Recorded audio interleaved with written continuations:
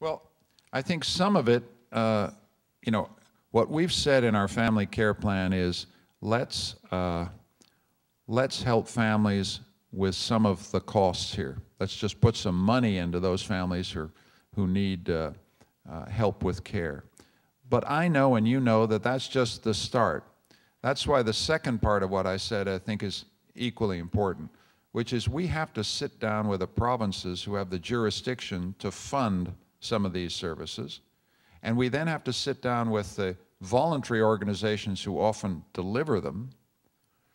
We have to get the best practice, SMILE, and other great programs across the country as kind of national standards for practice.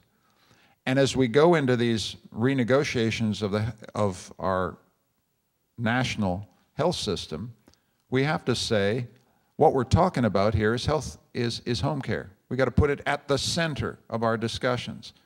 And that has fiscal implications for the government of Canada. That's what I'm saying. And I can't commit in advance to what those would be, but if we believe that the future of healthcare is in the home, then I'm going to have to put up. A Liberal government is going to have to commit in that area, can't describe what it'll be, to make sure that those services are delivered in the home. Right now, what we're doing is we're helping caregivers in the home, but we have not addressed the provision of services to the home. That is in provincial jurisdiction, and what I'm saying is when we sit down with the provinces, and we hope to do this the minute we get into government, we put this right at the top of the table and say, what do we do nationally about this? How do we get moving?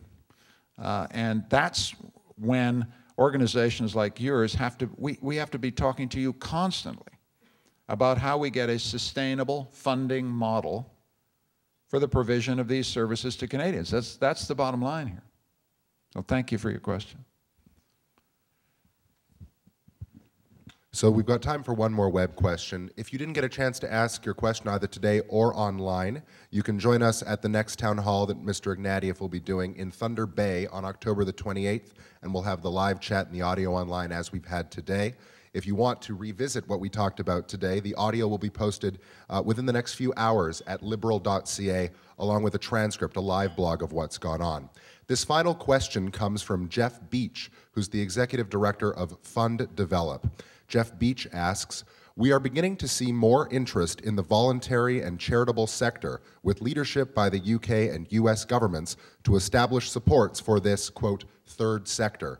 What is your plan to support this vibrant and growing sector in our society? Hope Scott will have some thoughts about that. One of the things, the question raises an interesting issue about Canada. We really have to look over the frontier. We've got to look at what third sector reform looks like in Australia, the United Kingdom, and Europe. It connects to what I said about 20 minutes ago. I'm a liberal, and I'm fantastically proud of what liberals have created. But one of the things we've got to get out of the liberal mind is that for every problem, there's a big, expensive federal program as a solution. I mean, this idea is the wrong idea. We need to have very efficient, very targeted, very, I think, effective, as I think we've done with family care, targeted use of the Income Tax Act and the EI to bring targeted help to caregivers. That strikes me as the right thing. It doesn't add a single bureaucrat to the system. It just gets money and a change in the rules so that people can go home and look after their loved ones in a time of crisis. It doesn't create a new bureaucracy, and I don't want to create more bureaucracy, and at a $56 billion deficit we can't afford to, which gets us to the voluntary sector.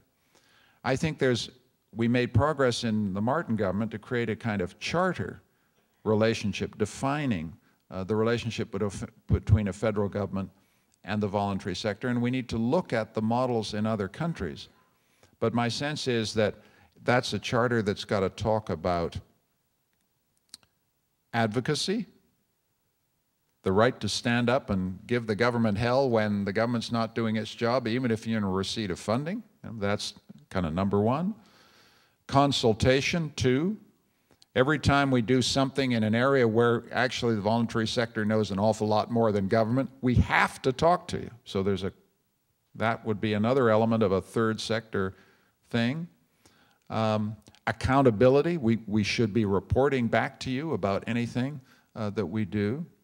And then how do we incentivize what you do, which is where the Income Tax Act comes in. Those would be the four elements, it seems to me, of a deal with the third sector in our society that would recognize what we're saying is federal government can't do this, the provincial government can't do this, we can't do anything without you. It's just that simple.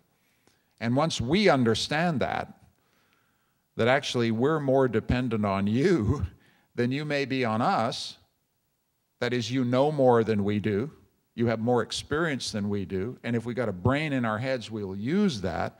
That, I think, creates the basis for a long-term strategic partnership between government and the tertiary sector that I think would be really beneficial to all our citizens. I don't know whether Scott wants to add something.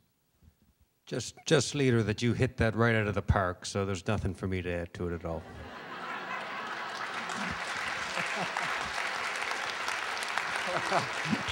Well, that was a nauseating display, eh?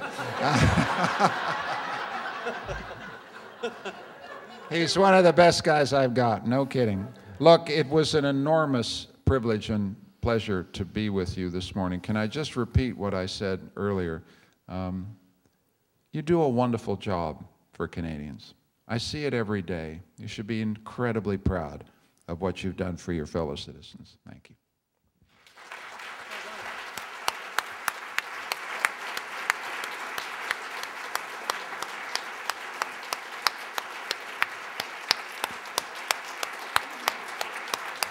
Look at this. I do want to make some comments.